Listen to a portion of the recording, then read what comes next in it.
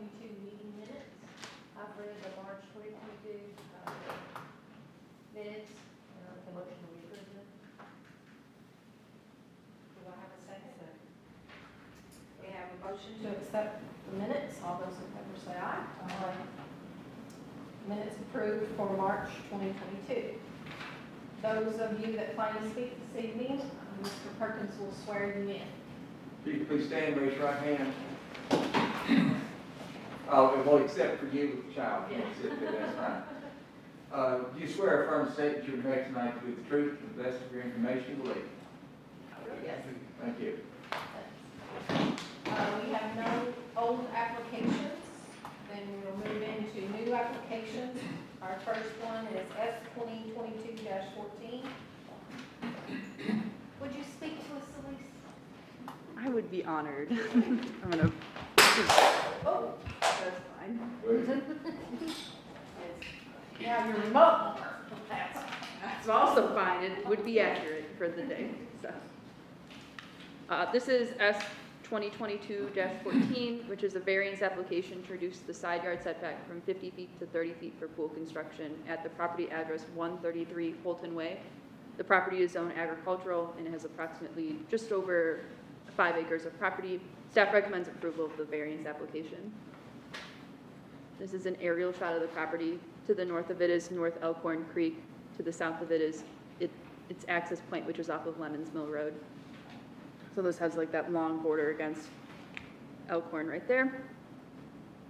This is the subdivision it was a part of. It was improved as part of the Elton Estates subdivision that was submitted in 2002, and the phase that it was included in was approved in 2004 for construction. There's no previous applications on the site for Board of Adjustment or related things. This is our standards that our documents and items that we wish to satisfy when considering variances. Specifically, it's referenced in KRS 100.243. There are 3 conditions that we try to satisfy, or we need to find evidence to satisfy in order to grant approval. The first of which is that the variance arises from special circumstances that do not apply to the general area. The second of which is that a strict application of the provisions of regulations would deprive the applicant of reasonable use of the land or create unnecessary hardship. And the fourth of which is that the actions or the circumstances are not a result of actions taken by the applicant. So, and any denial should be because of willful violation, or denial should occur if there are willful violations of the zoning ordinance. This is a outlined portion of the property and its topographical variation. I believe the next slide will have an image of what the platted of it looks like, but this is just kind of that variation with it all kind of going to the center of the property and then emptying into the Elkhorn Creek. There's not floodplain on the property due to that notable topographical variation that's actually throughout the whole property, but that bank especially kind of raises or drops from about 850 to 810 in that rear of the property there. And then, again, it all kind of goes down the hill, down and sloping to the creek there. I don't have a picture of it. As it was platted, there are 2 drainage easements that bisect the property, kind of slicing it into thirds. So there's a quarter of an acre, an acre and a quarter where the residence is. The middle portion is approximately a third of an acre, and then the western portion is approximately 3/4 of an acre. So it kind of reduces that buildable area with the installation of those drainage easements, which we do not build within due to concerns with flooding in other areas and portions of the property. If it's designated, we like to keep it that way. Back to kind of mentioning on the slopes before I go to this, we did calculate the slopes of the property on the portion of the property that's where the existing residences are. And we determined that there's a rough kind of grade of about 9 to 10%, which is for every 10 feet of horizontal distance observed on the property, there's 1 foot of increase in the slope. And for this property, we've noted that it does have a pretty notable amount of topographical variation, specifically in the residential portion of it. After conversations with the applicant, we determined that, or staff believes that there is no appropriate alternative in that acre and a quarter. That is where the residence is currently existing due to the western portion of the property having the septic system. It appears that there's no appropriate location for a reasonably sized pool in the property unless it's in that setback area, which is partially why staff does support this application given the conditions of the property. These are my findings. Does not have floodplain, but again, it has a creek. There's 2 drainage easements. There's a notable topographical variation, and staff believes that the application meets the findings requirement of KRS 100.243, resulting in a recommendation for approval subject to the 3 conditions that are typical of variance applications for a construction-related instance: that they meet zoning regs and subdivision regs, that they comply with all local, federal, and state regulations, and that they obtain a building permit. And that is all I have. Is the applicant present? Yes. Would you like to tell us anything that she didn't already tell us? Well, no, she covered most everything. Do I need to get up there? Yes, please. She covered most everything, and, I mean, like she said, there's really no other place I could put a pool because of the way the land slopes off on that one side. And I wanted to get it in the backyard as much as possible, but the backyard also drops off, so I couldn't go any further back that way. So it's in the only place I can put it. And it's encroaching on, you know, the setback, 50-foot setback. Now, my neighbor's here too, that's gonna be on that one side. If you have any questions for him, you know, they knew about this before I even did this. We moved here from Georgia a little over a year ago, and I built a screen porch off the back of the house. So I got a permit for that, so I knew Greg Smith, I think is the building inspector. So when I got ready to plan this pool, I called him to see what I needed to do. And he's the one that told me I needed to go to the planning and board and get a variance on that setback. And so that's what I did. So, Thank you. Do you have any questions? You're here to support. You're at 132? Yes. Unless you didn't have any more claims and concerns. I have no idea. Should be the only one impacted. Yeah, that would be the main marker last time. The creek's not going to complain. I don't think it. I don't know. I'll do the creek might complain, but nothing else. All right. Thank you. Don't have any concerns. No other discussion, I'll accept the motion. I'll make a motion that we accept application number X-2022-14 for variance on that 133 Holtis Way with the 3 staff recommendations of approval. I'll second it. There's a first and a second motion, all those in favor say aye. Aye. S 2022-14 is approved. Thank you, and she'll be in touch with you. thank you. Enjoy the pool. I'm wondering where I can put the gate to get over. Yeah. Now, come on. All right, S 2022-15. This is also a variance application to the side yard setback from 50 feet to 28 feet for accessory structure construction at the property address 1023 Locust Fork Road. It's zoned A1 agricultural and has approximately 7.3 acres on the property, and staff recommends approval of the application. This is an aerial shot of the property. It's in close proximity to the Locust Fork Creek. Last time I got kind of scolded for calling things rivers or creeks or water tributary. I don't know. But this is close to the Locust Fork Creek and has, hence the name of the road. As a result of the creek, there is a noted floodplain, approximately 1.25 acres to 2 acres of the property is really not usable due to the floodplain and then due to the respective drainage easement that collects all the water to go into the floodplain to go into the Locust Fork Creek. So there's that type of noted thing. These are my findings, requirements. I'm not going to repeat them. If you want me to, I could, but I think we all have been here for 5, 6 If they won't years. speak up, I will. No, we understand. Thank you, good, thank you. So staff did a calculation of the topographical variation on the site. Initially, the calculation included the area that was the floodplain, which is notably pretty flat, and skewed the results to be citing an overall slope of the property to be under what would be qualified as environmentally significant.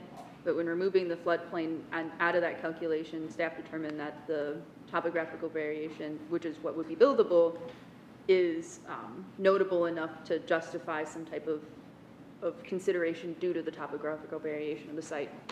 In addition, I do have a document here.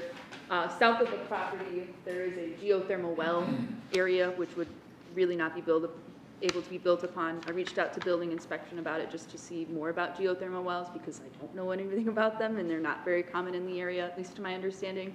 And he recommended not building anything besides maybe a light, rarely used driveway on that type of thing. So really building on top of that would not be feasible, and then building elsewhere on the property according to the variances in the topographical areas. I'm going to say that a lot. I feel like there should be a count, just a tally of how many times I have to say that.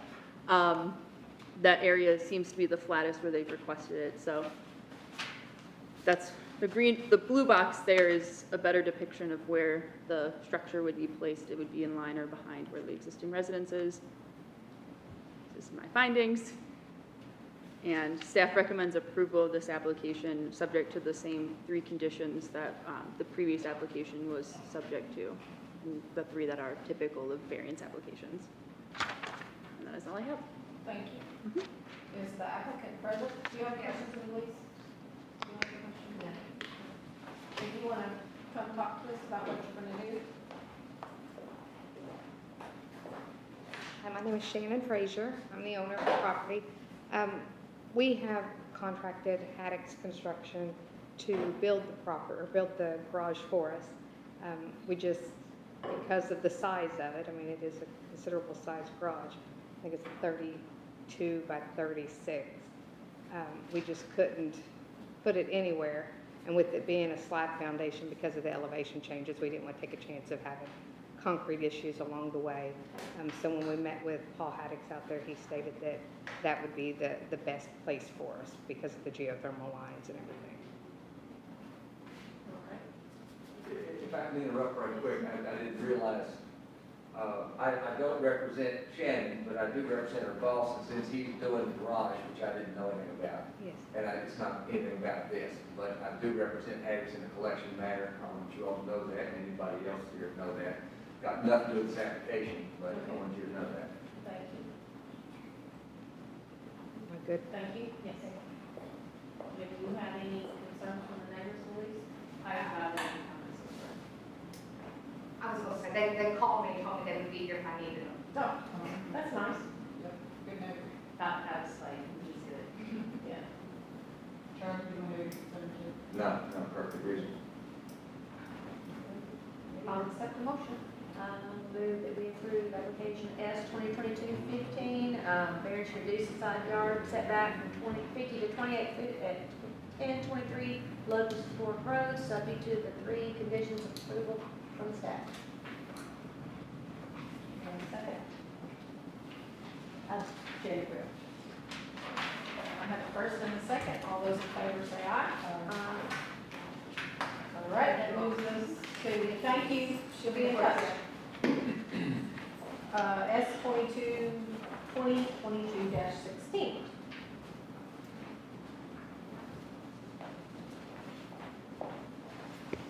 It's a different one today. This is an amended conditional use permit to expand daycare and school operations to a new building that is proposed on the existing church campus at the property address 172 Gunnell Road. It's a 5.6 acre property zoned A1 agricultural, and staff recommends approval of the application. This is a shot of the property. We very recently have seen this application, I believe in October, when they had initially requested daycare operations, and since the beginning of operations, they've noted increased facility demands resulting in needing to develop out and have an additional building kind of around where the parcel number is located. It would be perpendicular to the existing structure and in line with the parking lot that's existing on the site, according to submitted drawings. And as they are expanding the use and moving it to an additional building, they would require an amended conditional use permit for the operations of the daycare. I did do an estimate on the traffic for the area just out of general curiosity and because I had gotten some more information from the applicant regarding the student count and the expected student count. Currently, the program that's operating out of the school building has about 24 students enrolled and 5 staff members. The expected maximum capacity for the new structure would be 80 students enrolled and 8 staff members.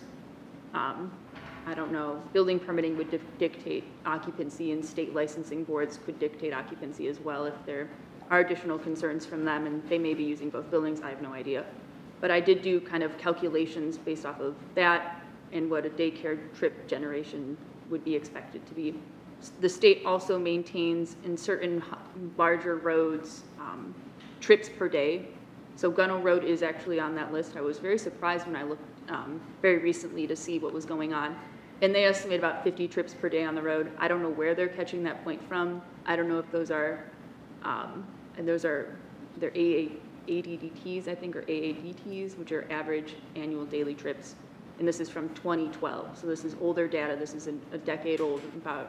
So it may be changing due to increased demand on Toyota or other facilities. But right now, at least the total trips that were generated on or noted on Gunnell Road is 50 trips per day.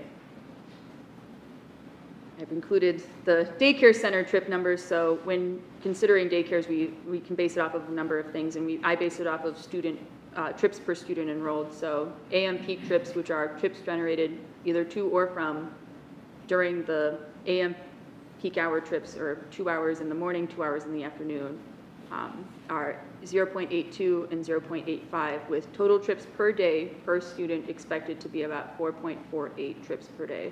It's considering children going in and out, parents having to go in and out. It's not considering if there's multiple students to one parent.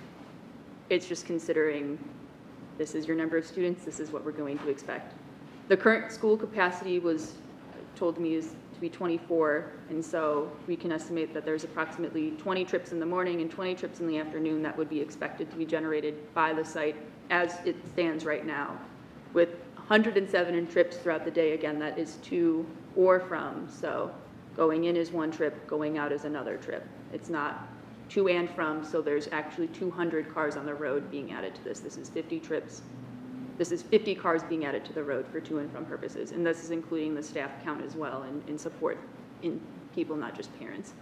Under the current school, or under the maximum school capacity of 80 students, we're expecting about 65 trips in the morning, again, one way, so take that in half, and that's from someone's home, and et cetera. And then 68 trips in the afternoon with 340 trips generated throughout the day, again, to and from, so dividing that by 2.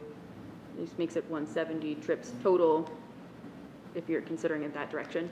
I like it that way, but it does, I will explain it both ways.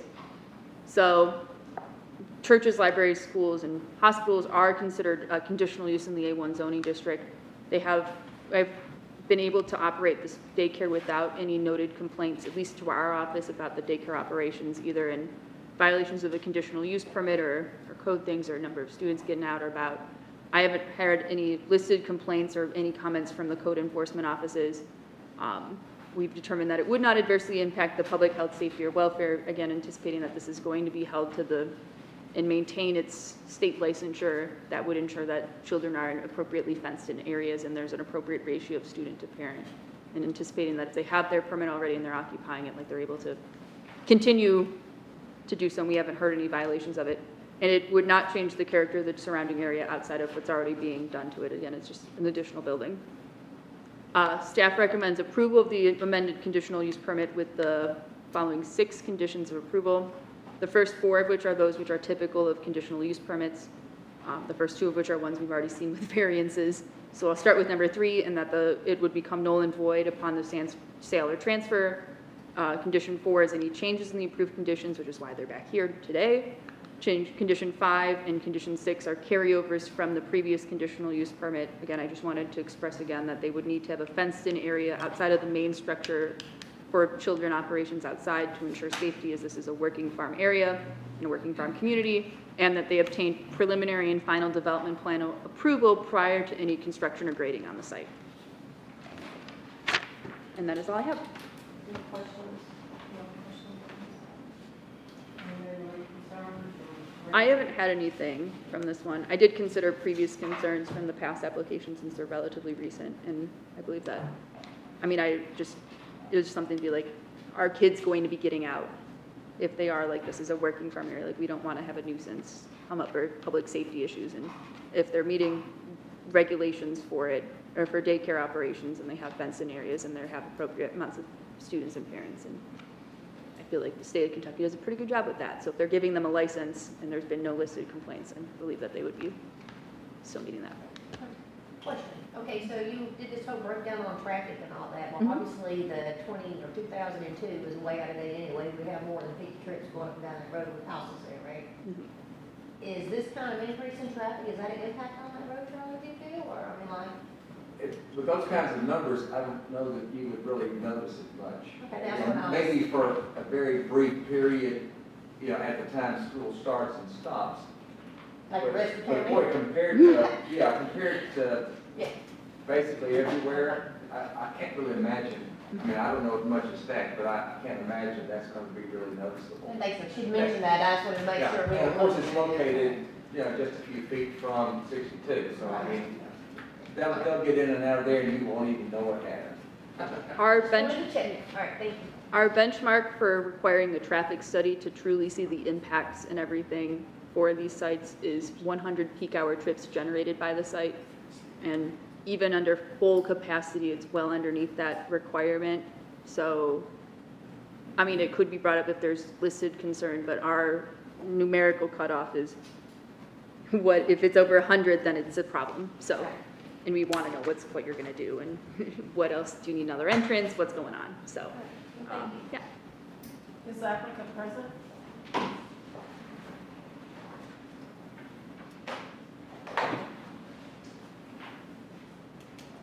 That's Darrell Goins. We've met those requirements. We have the structured fences in and thing. We're waiting on the state to come to approve that. As far as the travel on that road, we're less than a half a mile up that road, so it's just in and right back out. So, you know, I can't see that impacting Gunner Road whatsoever. And where we're at is the wide section of the road, probably the only one that's there. So that's what we're planning on doing, so hope that's good. Justin, you got anything you want to add?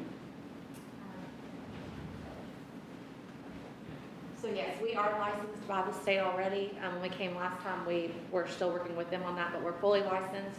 We've talked to them extensively about this plan, and they have full support with what we're currently doing in our program, and then having our outdoor fenced area, which isn't technically a state requirement actually, because we have an indoor play space, but we went ahead and added a fenced-in outdoor facility as well for our children. And then they're coming and actually working with us on, you know, the regulations and things like that. But the numbers that you're seeing for our children are for our daycare. Those are max capacity for each of our classrooms. So we really don't see us ever going over that. And the staff, we don't see a need for any more individuals than that as well. We actually have a few more than we probably need at this time, just because it's something new for us. But so I don't see any of our numbers ever going over that. And all of our numbers are based off of state regulations. You have a certain amount of square footage per child in the classrooms. So it's not like we can cram 20 more kids in the program in any way. What those numbers are the max capacity that we're allowed. Excuse me, your name, please? Jesselyn Cornett. I wrote it down.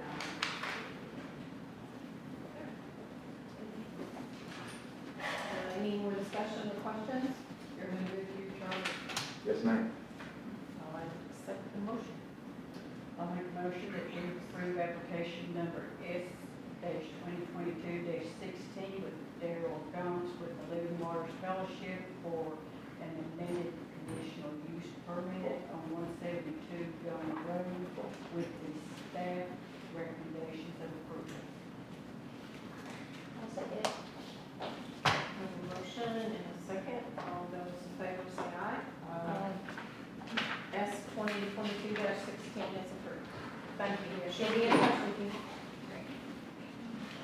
sounds so cozy. We'll be in touch. Very scary sounding. This lovely lady will contact you in a Yes, few. yes. At least you don't call me Miss Elise when you address me in front of everyone. It happens like at other meetings, and it's just like, I don't like it. I don't like it. But She will talk to you. I shall. S 2022-18. I'd like to note before I get started on this one that this application and the subsequent application are for the same project site, which is 1027 Rogers Gap Road. It's in this order, so the conditional use permit is for the residence, and then the variance would be to construct the residence. So it's the principle and then the execution, essentially. This is a conditional use permit for a secondary single-family dwelling for a family member or farm worker at the property address 1027 Rogers Gap Road. It is a 32 and just under a half acre property, or not just under, it's 32.4 acres of property zoned A1 agricultural, and staff recommends approval of the application. This is an aerial shot of the property, so it has a very tight bottleneck and then it expands outwards. It's in the northern portion of the county, it's off of Rogers Gap. Your county people, you know what's what. So this is what the plan for the site is going to be. It's difficult to see the colors on this map, but I imposed what was in the staff report to what's on the presentation. So there's an existing residence circled in orange. It's at the address there. And then there is a barn circled in green that is pre-existing on the site. And then north of that, or closer to the road from that, is where the proposed residence would be. So it's right at kind of where the bottleneck branches out on the site. When looking at requests for secondary residences, we like to make sure that, well, we have to make sure that the density for these lots is maintained, and is maintained. We have a density requirement of 1 home for every 5 acres, and given that this is 32 acres and only has 1 home on it, there's appropriate amount of acreage to allow for construction of this without concerns on density. We also request that the homes be at least 100 feet from each other should they later be subdivided, and this also does satisfy that kind of personal request that the staff likes to have. Staff concludes that you'd have to have any septic installation on the site, given the distance. Again, it would be difficult, staff assumes, to do septic lines that is shared, since most septic systems are behind residences, having to connect that, and that sounds like a gross process that I'm happy I'm not involved in. So you would need to get health department approval for any septic installations on the site, as with any kind of residence and building permitting process. These are my findings. It is a conditional use permit. They do meet our density requirements, and staff believes that it does not adversely impact public health, safety, or welfare, and it fits in the character of the surrounding properties. So staff recommends approval, given the 4 conditions, or given the 6 conditions above, the first 4 of which are the same from the last conditional use permit. The the 5th of which is that they should build the residence at least 100 feet from the existing residence, and the 6th is that they receive health department approval for a septic system for the residence prior to occupancy being approved. So that's all I got. Generally, it's our regulars. We're not getting anything crazy right now. Questions? Is the applicant present? Yes.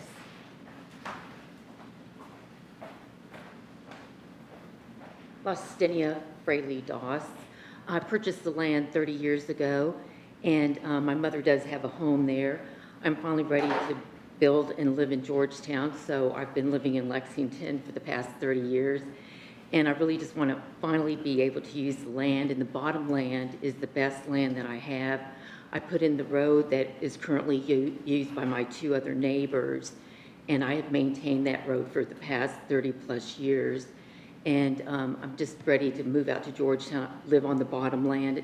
It is not right next to the road. It is further back off of the road, and it is definitely 100 feet from my mom's property. My dilemma was when I did the measurements for my fence and then the neighbor's fence, and I did not realize that there was an issue with, is it 10 feet, 25, 50 feet for Georgetown? When I reached out and filled out all the applications that I needed to fill out, I found out it was 50 feet. So I'm working with my builder, who is Tailor Made Homes, and they would be the one that would be building the home for me. And they have built homes in this area in Georgetown, as well as in 5 other states in the state, Kentucky and 5 other states. So they just asked me to make sure that I came before the board and before the planning and zoning and did all the appropriate paperwork. I just love that bottom land. I just think it's beautiful, and I think that would be an ideal place to build a home. So I came here because I was requested to do this. Great, thank you.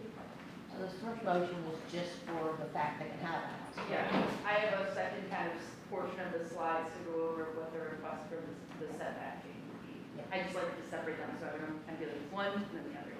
Okay. Do we have anyone else that wants to speak regarding? My name is Ralph Winters, and I'm on neighbor to them. And I was always told that them bottoms down there were floodplain. And I just want to make sure that it's not a floodplain up through there, which we got another neighbor that their house is under a floodplain. We know, and it was an existing house from years ago. But, and we have that little creek that runs, it will be within, well, if you go 10 feet off of the property line, you're going to be within 15 feet of a creek going down through there. And I'm just concerned about whatever septic system you put in there, what may come of it and everything. You know, you don't know how it's going to leach out or whatever, you know.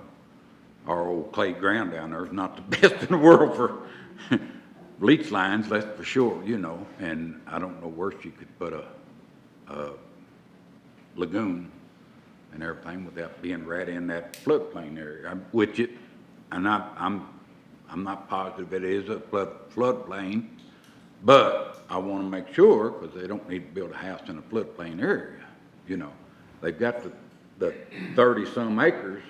They could go up in behind her mom's house, up into that woods up in there, and have plenty of room to build a house and things, you know. Get a little further up in that way. I know she likes that bottom land, but it's not the best place to put a house, because I've seen the creek up pretty good ways up in that bottom since I've been there for 30 years and everything. So that, I just like wanting to make sure that it's not a floodplain zone. Elise, you want to address that? Yeah, hope I put it in here, it would be really sour if I didn't. Yes, okay. So the lightest blue, this is zoomed in so we can see the topographical variation, but the lightest blue at kind of the very far reaching arm of the property, it's very difficult to see on this, and actually I have a couple of, I have people need to reference it, that's the area that's been identified as a floodplain. I haven't noticed anything or seen any FEMA identified floodplain kind of up the arm itself and around where the 25 is where the, or 1025 would be, is where the house would be placed. So I don't believe, at least based off of the floodplain data maps that we maintain, that it would be an issue. I mean, obviously experiencing it is different than seeing an aerial image and saying, oh, this is the area is pretty much flood free, but at least from our mapping side of things, it is appropriate for that area. We can see about putting floodplain ordinance levels, protections and heights if the board feels so inclined for that construction purposes, for those construction purposes, but otherwise. If I could point out, when they stake this out and get, supposedly get building permit, they will have to demonstrate that it's outside the floodplain. Not only that, but if any part of it's in it, now I'm talking about the house now, not the septic, if any part is down in it, they've actually got to raise it up, so they've got to be, 2 feet above that when they put the house in. Now, back to the septic, when they go to the health department, they're going to have to show the same thing, that it's not in. And if it is in it, I don't know what their regulations are about some part or all being in it. I have no idea. But if it is, they'll have to comply with that or they'll have to move it. The health department will not approve it unless it's in a position where their rules say it can work. It doesn't sound like a floodplain necessarily is where they work. Yeah. But there's also, and I don't know the difference either, the floodplain and the flood, what's the other? There's another category that's not quite as severe. You may be able to have it in one, not the other, but the health department will do that. all we're approving is she can put a house there if all these other things can be complied with. What if I'm not good with the 10 feet from the property line? Well, if there's a, excuse me, if there's an encroachment in the setback, then no, that's got to be approved specifically, and you would have an opportunity to object to that, or, whatever your position was. Well, I do object to that. We're doing that next, right? Yeah. We have another. Oh, okay, all right, I'm That's sorry. why we break them apart, so we have the idea and then the actual execution. So we can approve the fact that she has the right to have a secondary residence, and then we're gonna have you give us more information about the guidelines thereof, right? If you feel so inclined. Yeah, we'll do that. And yes, you can certainly do that, but wouldn't it make more sense to do the setback before we approve putting a house in? But I mean, she has all those options. Well, I suppose. I just separate them, I don't care what. Never mind, I'm thinking, as I'm talking, that's dangerous, it's all get out. No, you can approve it for a second residence, it's just. Then we gotta figure out where. That's right, we may not then approve the location, Yeah. so, all right, never mind, yeah, that's fine. We have another neighbor, do you want to Yeah. speak on the house, or you want to wait for the 10 feet? I guess, you can do both. Well, you go ahead, we'll listen. I'm like, I'm not sure now.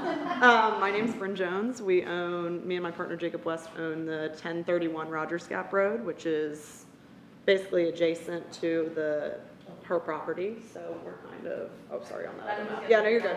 So right to the left of that red star and all the way up to that house is our property, as well as the hillside up there. That is the flattest part of our property back there, but it is where the creek runs along the entire property line to her property does flood.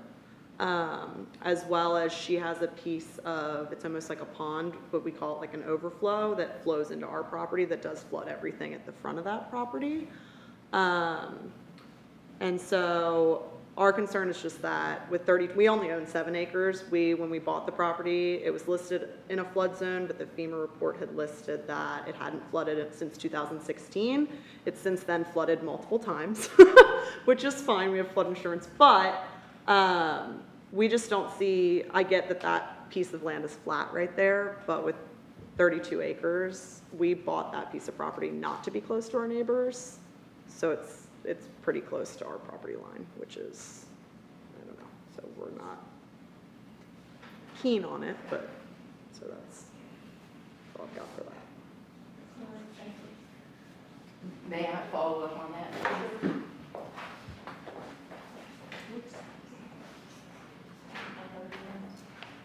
Where my land is, if you look at the bottom land, and then as Ralph Winters mentioned, there is 32 acres, and the other neighbor mentioned, it's hilly, and it's just not as easy to build a home there. I mean, I really have tried looking at all of the places to build a home. Yes, there are 32 acres, and I would gladly love to build a home in any of the places that I want to build at, but you're now talking further expenses with septic, further expenses with, putting on a road, with utilities, with water line. The main water line is on Rogers Gap Road. And I just, at this point in my time, in my life, there is no way that I can consider any of the other property, because I have been paying on everything that I can in Georgetown at my home there. And that is truly the most ideal place for building a home at this point in my life.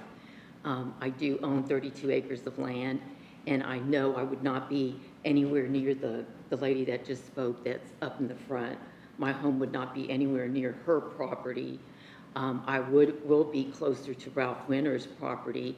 So, I'm open, but at the same time, this is the ideal place for me to build a home at this point because of the topography that's on my property. Which side is getting the variance? Which side is she wanting, the 1031 side or the other side that we're going down to the 10 foot on? Oh, I know it's 1031. That's your So side.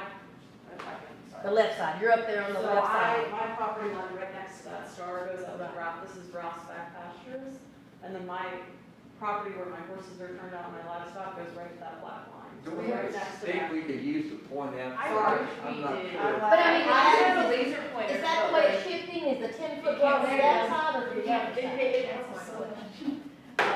It was working. I mean, but you're saying the 10, she's wanting the 10 foot your way? Weird. I can't So, see it. It works on the wall. oh yeah, it's on the wall, it's on my property line. So it doesn't help. I think when. So like the corner where the blue meets the black, right next to the red star Is is that my where you want the property. 10 foot to go, is right there on that side? I believe so. With Turn the face. blue Gonna find a black stick. one. So where the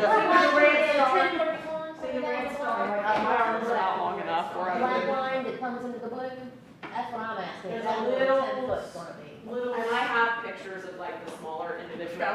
That I have. Do not put a hole in anything, just don't. That's why I picked a roll of paper. I figured it was soft enough. So what I'm asking is which side is the 10 foot, the left or the right? So this property, this is my entire property line, this black line all the way down to this black line here. This is my barn, and then this is my garage, and this comes all the way down. This is the flattest piece of area I have, but the floodplain runs all the way up here. And then this back section you see here is where it overflows and floods into my property. And then this is the only flat piece of land I have here, but it's probably about 20 feet of it is creek bed. And so this is literally backing right up to my property line where my horses are and right where the creek floods. The creek runs where the green line is there. Creek next to runs her, all the way within down. 5 feet of her property. Some of it underneath the fence. Yeah, and my fence is small, my fence that combines with her property line is falling. into the Creek runs bed. clear back up behind me down there. Is Rogers Gap up in that upper left-hand corner? Yeah. So Rogers Gap's gonna be right here. Yeah. And then the driveway. I'm just trying to figure out if it's not 13 foot. But it does flood body, like you can't even get it through with a If vehicle. it's not 13 foot, then it's not relevant. Trust me. Okay, I know, so which side is it more than 10 foot, this side or that side? Okay, so that's relevant. Okay, because if it wasn't, it wouldn't matter. Yeah. I'll go through that. Have any questions for me? No, thank you. Well, I do ask you, where is the driveway? Just because I want to know. Is it a white line? Yeah. I didn't. Oh, I see. Okay. All the way down. Okay. And it comes all the way to here. Okay.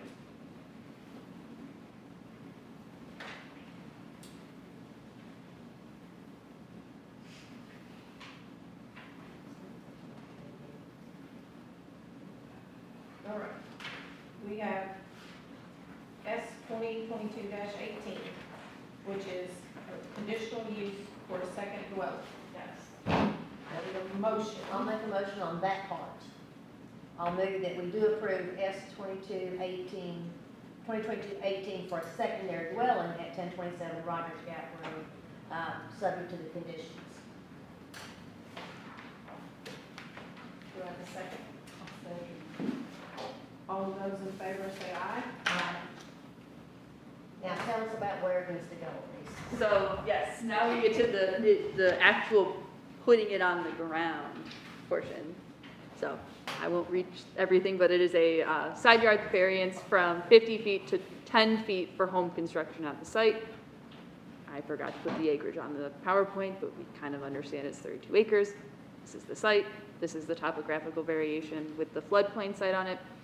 So you can see a lot of that. I'm just going to use this now that we have it here. It's convenient. A lot of this portion here is pretty steep.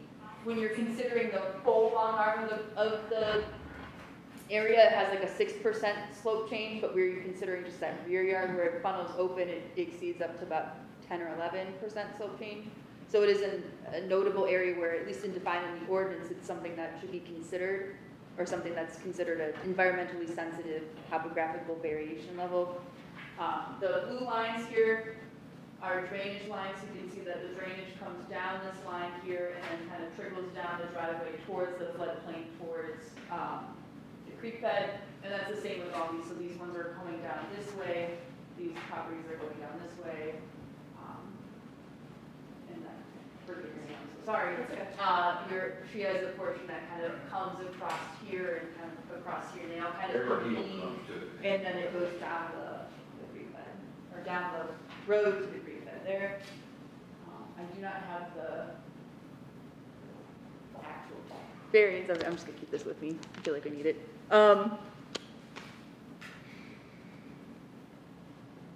This is the drawing submitted by the applicant, so this is showing where the property would be. So it is going to be on the 1031 side of the property, on the opposite side of the road. It's given that, I don't think that you could fit a house in that area between the property line and the actual driveway, so it's on the opposite side there. And then the home that's existing is kind of right below where the 1027 is right now, and there's also a barn that's beside it. I don't know where septic placement is for that property at this time. We consider variances, we do 100.243, I'm just gonna reiterate it since this is, I feel like it's important. The other ones were a little bit more straightforward, but this one, I can see both sides. Before variance is granted, we consider that granting the variance would not adversely affect the public health, safety, or welfare, nor alter the essential character of the general vicinity, nor cause hazard or nuisance to public, and would not allow for an unreasonable circumvention of the zoning regulations. In making these findings, the board shall consider whether A, the requested variance arises from special circumstances which do not generally apply to land in the general vicinity or in the same zone. B, that the strict application of the provisions of the regulation would deprive the applicant of the reasonable use of the land or would create an unnecessary hardship on the applicant. And C, that the circumstances are a result of actions of the applicant taken subsequent to the adoption of the zoning regulations from which relief is sought, and that the board shall deny requests for variance arising from circumstances that are a result of willful violation of the zoning regulations that were taken by the applicant. So, kind of talked everything out of order. These are my findings. The slopes through the project site are greater than 10% when you're not considering that longer arm of the property. When you are considering it as an average slope rate of about 6%, approval of the variance would not adversely affect the public health, safety, or welfare, nor it may alter the general character of the vicinity in that you're adding another home. It may change sight lines.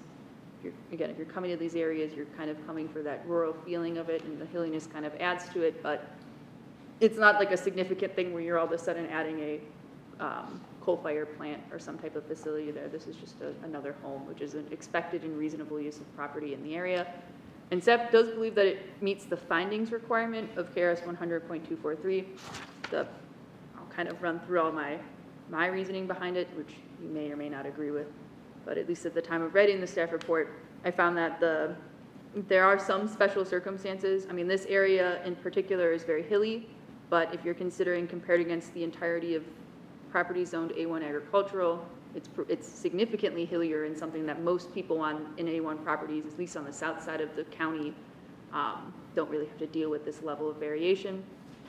The regulations would create an unnecessary hardship if it may be difficult to build a reasonably shaped home in the property, given the topographical variations. If you have to build into the side of a mountain and a hill, it makes it difficult. You have to do a notable amount of excavating and earth moving to make a flat pancake area to put it on.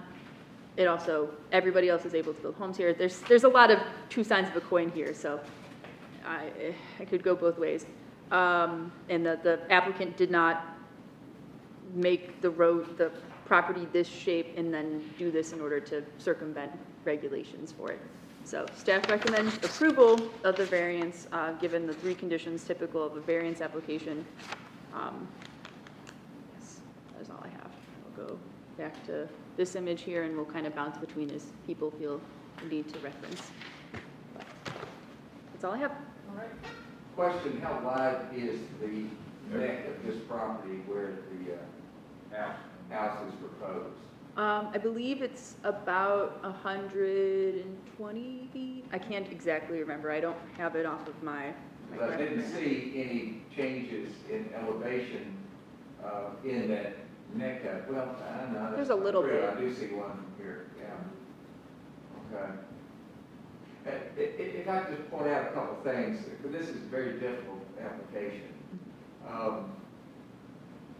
You talk about the applicant did nothing basically to impact this variance. Well, she chose the site. So, yeah. Kind of hard to say she did nothing. Yeah, that one is that can be a reasonable thing. However, unique circumstance or something that's, you know, more particular to this particular property than the other, well, I don't think we can compare it to South Scott County. No. It looks exactly like all the others. Yeah. So if this is difficult here, it looks like it's gonna be difficult pretty much everywhere. Yeah. It also bothers me that, and I understand the concern that would just make a conventional house just outrageously either expensive, difficult, something, maybe even unsafe, I don't know. But we haven't heard anything about just what those details might be. Yeah. I can't imagine it's that much more difficult than some of those horrible hills at Mountain Point. Yeah, that is true. Of course, I wouldn't build that in for anything, but obviously a whole lot of That's people fair. would. Obviously there was demand. There's So a neighborhood there. That's why this gives me, and by the way, is that little black box, is that where the existing house is? That's where the existing house is, yes. Well, see, there's already a house that's been built Yeah. up in those elevations, so. That's where making the recommendation from this perspective was Yeah, difficult just, boy. in our side of things, so. This was a hot button The debate. 1041 or the 1029 or, I mean, they look, their whole property looks that way.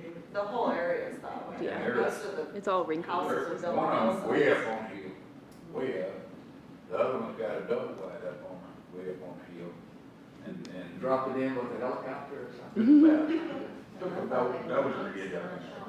They got up. And then the other one is, it's kind of down in the lower bottom. I'm down at the bottom, Yeah. so all the runoff from the hillsides and everything runs right into my property. Yeah. It floods my whole front yard, everything down the hillside, so my paddocks are up on the hillside where the horses are, and then my house is at the bottom. But I didn't choose it that way, obviously it was built that way 100 years ago.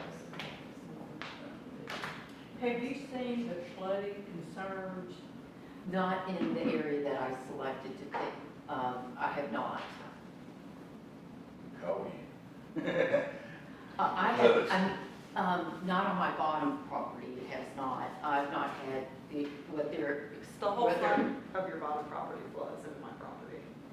Like not where your Well, house is. not but where your I'm front wanting to of build it. my house. I don't know where you're, I mean, I'm not, we cut grass there all summer, and I've never encountered not being able to cut grass. Yes, when it does rain, you know, it's wet, but I've never encountered flooding like they're talking about. What I have noticed is that I just felt personally for me that that was the best place to build a home because of the expense in trying to go further back up. However, it's not as easy to build back on the hill. And yes, we were able to put a house on my mom's farm, but it was right next to the road. And that was one of the reasons I selected the site, because it's right next to the road that I maintain. I would never bother either one of these neighbors at all, and I never have. I mean, I've never had a problem with Ralph Winters. As a matter of fact, I've allowed him to come and cut grass on my property because he needed it for his animals. I've never done anything to either one of them to be unneighborly. I was just looking forward to building a home on that property, and I felt like that was the best ideal place. Looking at the land, I thought that this would be the ideal place to build a home. So I've not encountered. Unneighborly, I just see it as a bit unsafe, like we have a lot of livestock and things, like, I mean, he has a lot of livestock, and so a septic system, which then could potentially run into a flood zone for the creek and the drinking water that they drink, and Right here is the mom's house we're talking about. Right in here, they had a trailer at one time. And I don't know who lived in the trailer. My sister. All right, you have a sister living in a trailer right here. Well, it's all pieces now, just, they try to tear it apart and everything. But We're getting rid of they it. had a trailer right in there, why couldn't they put another house right up in here somewhere? Would that be 100 feet though? Probably. and the barn structure was But not that's not where I maintained. want to, that's not where I want to build my home. But the I mean, law why doesn't should my allow- neighbor allow me to The build? law doesn't allow us to approve it though, because that's your preference. Yeah. We have The to- No, law- I understand that, the law but my doesn't allow neighbor us should to not do it select if- where I build my home. if But I don't it want meets to put certain it on my criteria. property line, is the difference. 50-foot fine, Well, you know 10-foot something, no. you know, you can't help it because you're right next to me either. But I purchased that property based on the planes and the things that were on the thing, and that the fact that the view was there was nobody there, and that's fine that there's gonna be a house there, but But not 10 foot off my property. Regardless if you three weren't here, if we're just dealing with you, we have to come up with a reason to allow you to have an adjustment, okay? Okay. So what we're trying to talk through is if there's any other options where you can build, we cannot give you an adjustment. We can Right. only give you adjustment if that's your only choice. So what we're sitting here debating is, we don't see any more hardship for you to pick another spot potentially than your neighbors have or than your mother has. Is that right, Charlie? I mean, if she Well, has yeah. another potential spot, she has to use it, right? So the hardship would be financially. Yes. Oh, But okay. again, that, we don't have that But authority. but that doesn't matter, I okay, mean, so. I certainly understand it, but we don't have that authority. That's why it's gotta be something that is pretty much a hardship for your property. Well, I don't think it is. Although I certainly understand that it is a hardship. But if you've already had a flat area where a mobile home has been, it's But mobile that is home. not a flat, that's not flat, Well, it's. it has to be fairly flat, you couldn't put a mobile home on it. Well, except for the one on Lake Ford Road, in which case it's, you know, it's hanging like this, but I don't think that's the way it's supposed to be.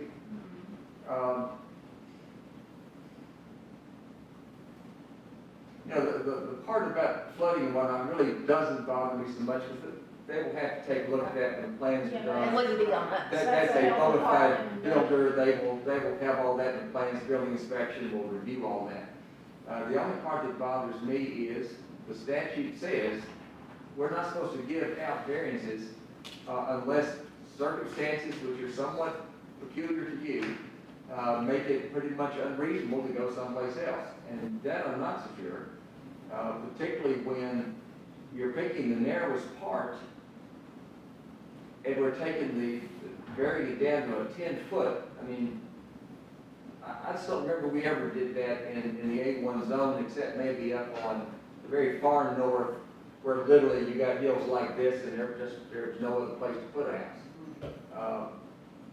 And So you've is already it the got one variance somewhere of 10 else. feet? Is it the variance of 10 feet? Is it 15? Is it 20? I mean, is it, It's 50 unless you could have no other place. Yeah. But we're saying we are seeing other places, that's what we're discussing. If there is another viable place, then we can't just approve based on the desire, correct, Charlie? Yeah, and I don't know if I really believe this suggestion or not, but let me start spilling it out, and I may just suck it right back before I get finished. But one of the things that at least mentioned was the difficulty in building and perhaps, you know, an unreasonable additional expense and so on. But we haven't heard that. I mean, we can speculate that, and I don't doubt that it's probably true. But a possibility might be to put this to next month and have the builder come in and explain why this is really the only spot that needs to be for a new home. Because if there's a spot that's had one before, if there's already a spot where one's been built before, and I don't know, and that could be a very small little farmhouse, nothing like the requirements of building codes today, I don't know. But a builder could explain that to us, as opposed to our having, you know, to speculate to some degree. But to clarify, it can't just be on expense, right? Because I Oh, know no, we no. overlooked some property because we Oh, were no. going to have to put in No, a huge it road really and can't sewer, be and we expense. didn't buy it because we couldn't afford to do that. So that was not an excuse to put it closer. so so you just said, I want to make sure. It cannot be just because of the money. I mean, it has to be a physical reason, right? I really think so. I mean, I guess it could well be that, you know, if you've got some sheer cliff face, that would cost you $1 million, Well, yeah. you know, yeah. But I mean, just If because it's of just road. simply, it's just a more expensive house there, no, that's not. Because it just seems like to me, and of course I can't really tell the distances, but it just seems like at the very least, put it back into the wider part. I mean, 10 feet, I just don't know that we've ever done that in the A1 zone. We probably have, but. Well, my mom's home is up here on the hill, and then it has a slope that comes down like this, and it's just really not ideal because it's up Now, here. again, And ideal is not what we're looking for. We're looking for something that you really can't practically do something else. And that's the only place, because our job is to see to it that you can make reasonable use of your property. But if that means cutting into a 10-foot elevation, I think you probably need to do that before we make that accommodation. But that's why I'm suggesting maybe the builder needs to explain why, no, this really needs to be down in that wider area and in that neck. even though that deck just doesn't look, you said it's 100 feet. Well, if you gotta be 50 on either side, that doesn't leave any spot for a house. So, I mean, that's just pretty drastic. Anyway, that's a possibility. I didn't suck it back in, it's still unbelievable. So the variance is truly just, in Georgetown, it is 50 feet that has to be off their property line. Well, it's not Georgetown, that's in the county, the A1 zone, and 50 feet from either side.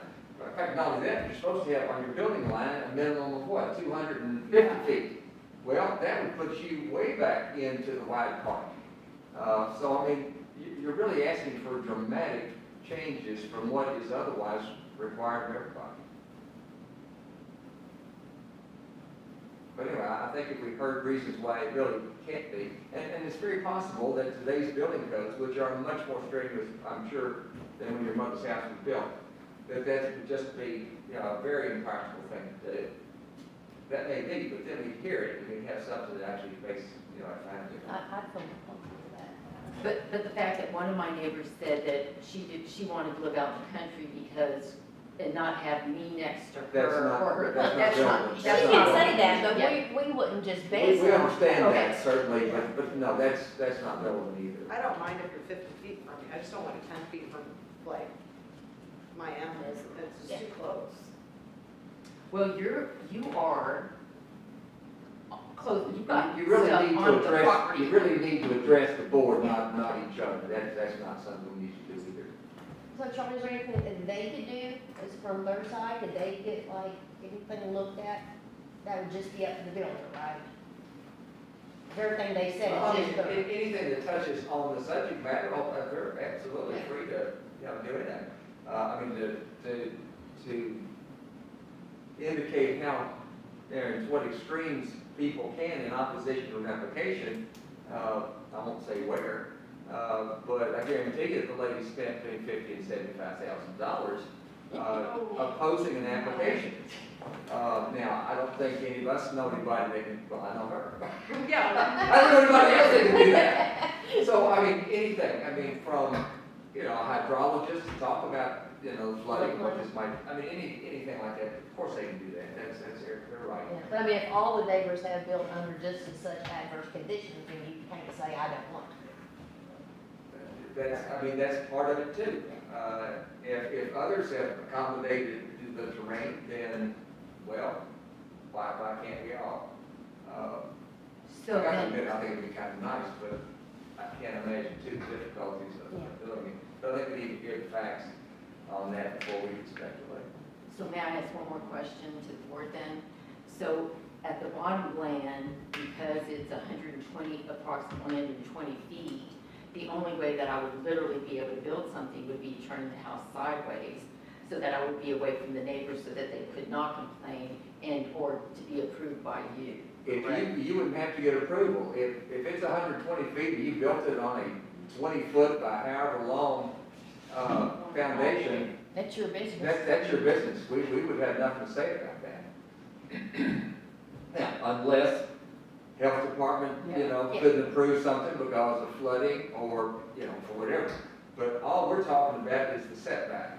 The setback, And if you can comply with 50 and 50, then, The driveway, who owns the driveway coming back? Do you know, Ms. Dawes? you need to address the board, not me. Oh, Let's okay. say on the driveway. There's a driveway comes back, there are all them different families that live back in there, they can follow from on back. How far does it have to be, does it have to be 50 foot from that driveway too? no. Driveways can be right against the property line. You're not. I mean, the property line, they can be right up to that with their house. It's got to be 50 feet from the property line, then from a driveway doesn't matter. All right, there you go. I mean, that'd get away from our property line, but it'd be close to that driveway. If it's 120 feet from my fence row to the driveway, then she could put it right up next to the driveway and be fine. And have tons of room. Tons of room. But it would still have to be 50 foot off, if it's 10-foot driveway against Well, the yeah, fence, if your house there's would a still be property 50 line on the foot other off. side of the driveway, then it still has to be 50 feet From from the that property property line. line. The driveway can be right Oh, on it, okay, but I'm she just can't talking. get, yeah. Whoever's on the other side of it, my She son. still has to be 50 Okay. foot off, yeah. Yeah, all right. And I'd like to clarify, I'm not entirely sure on 120 foot wide, Yeah. maybe more, maybe less. This is off of just. So that's what we need more Fully information by on, memory. exactly how wide it is and why you can only build there and why you couldn't Well, build that's what I was somewhere else. wondering, when you said 250 That makes sense? feet. Yes. I'm sorry. When you mentioned 250 feet across the front, by this Looks diagram, does she even have 250? Well, and no, she doesn't, but that's one of those things where, as a practical matter, you know, how are you gonna do that? Right. If we create a It's lot, right away. it has to do that. Existing, well, to do that, she'd have to go way back up in those hills. I don't know that we wouldn't cut some kind of slack there.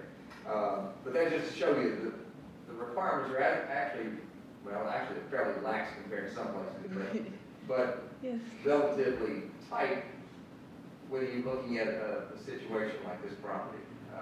But anyway, I think some details like that, we might have something that we can work with. Or if you can get 50 feet back, boy, that would make everything simple. Because then there Well, may be it's no unfortunate complaints. because bottomland is just, it's the prettiest part on that land right there, and I didn't realize it was going to be an issue. Sometimes the prettiest part's a nice way to build back there so you can look at it. That's out of line, excuse me. I'm being so outrageous today, I should go on these. So do we need to make a motion to continue this then, or what do we do? So you have a problem with bringing your builder to next month's meeting? And no, I don't at all. I just cannot, I think just personally, I find it's very hard for me to accept that just I'm ready to build a home and there's a But problem. everybody has to go by this Yeah, big that's code. right. I mean, And it's it not is. personal to you, Right. everybody that's built a house in this county has to. Well, I go was by told that if you own more than 32 acres, if you own more than 10 acres, you had a little bit more leeway on what you could do. You but can I build guess- 2 houses, but you still have to follow that perimeter setback. So that's, it's just, I want to do whatever I need to do correctly, and I definitely don't want to cause problems with neighbors or anybody else, and I never have.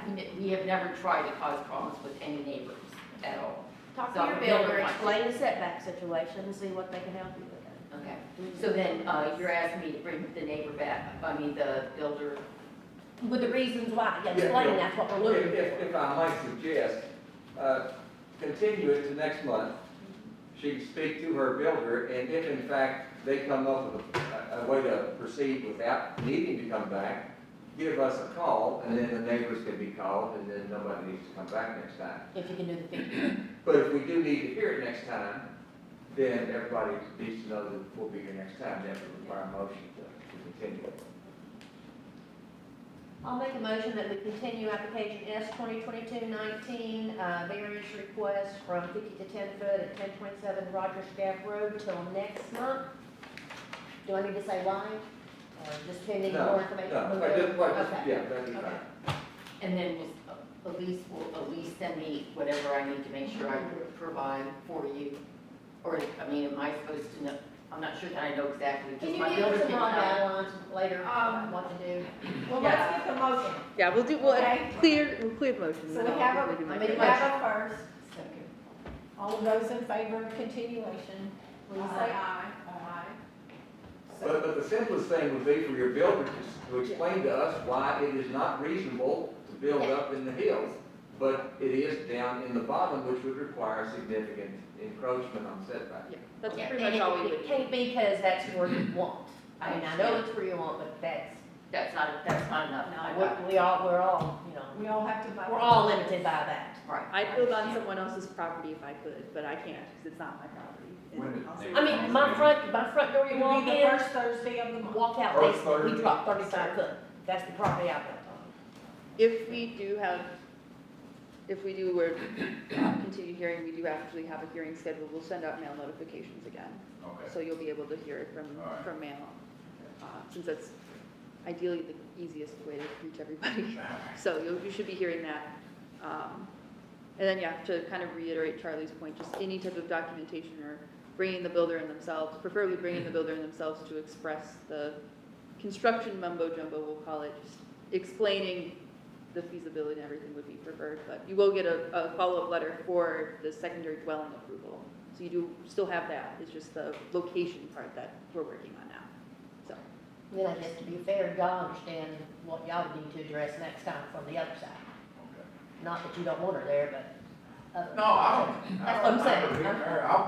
They've been great neighbors back there, but I just don't want them within 10 feet of the property, and I don't like what you want to put it in. Yeah. All right, we have on the agenda, training opportunities, documentation. So training opportunities, we still have that accessory dwelling unit thing. I know you guys are considering. I'm still waiting. Leaving for my elsewhere. my I know. appointment letter. I'm not gonna train until I'm. Yeah, I know, that's fair. And there's also an event. That's fair, 100% fair. I'm not gonna do, yeah, we're gonna do trainings like this also. Yeah. There is also, the National Planning Conference is coming up, and they're gonna have Zoom meetings for a lot of what I think are kind of interesting topics. I mean, you might think they're really lame, but I think they're great. Can you email us that? Yes, I will be. We'll be hosting them. They'll be the 3rd week of May, online Zoom sessions. And then those should, in theory, have video recordings. We'll go from there. They'll have like 3 days. It is in Pacific time, so unfortunately everything starts like, they'll be like, it's 9 a.m. and it's like, no, that's noon. And it'll be like, it's 6 p.m. I'm like, no, that's 9 p.m. This stinks. So just that to consider. Additionally, the county, yeah, we are saying goodbye to Kim, and we will be hopefully, It might be mine if I don't get a letter. yeah. I'm waiting for a letter, Charlie, I've asked you over 3 times for a letter. you've been on for 8 years. No, we started in the middle of one, and then we did 4 years, so we could do another 4 years. Oh, I see. Are we up there? Not yet, we haven't. I believe we may still be, We have to adjourn. yes, we would. So wait, we have one more thing on the agenda, that was our required document. Oh, yes, we do have the Stacy finally released the financial interest statements for the county people too. So I know Sonia, you did all the city ones, so I'm just gonna let her know to just carry yours over, but everybody else, Kim, you're obviously not doing this anymore. Janet, you've done it already. I So did the we one actually, y'all are pretty good. I just have the other 2 people that are not here. But that- I'm done, what yes. I did was. what I was believe supposed so. to I'm gonna reach out to Stacy again. I didn't hear from her. That's entirely fair. I'm pretty sure it's the same document. And I don't think the county cares if you notarize it or not, but I think it's the same document pretty much. do. So, Oh, go ahead, notarize. Okay. oh, well, just kidding then. I don't know. I'm new here. Anyway, I was just like mine, somebody notarized on yeah, Janie will do it if you All need right, it notarized. That's all. already notarized. April Board of Investment meeting is adjourned. All right.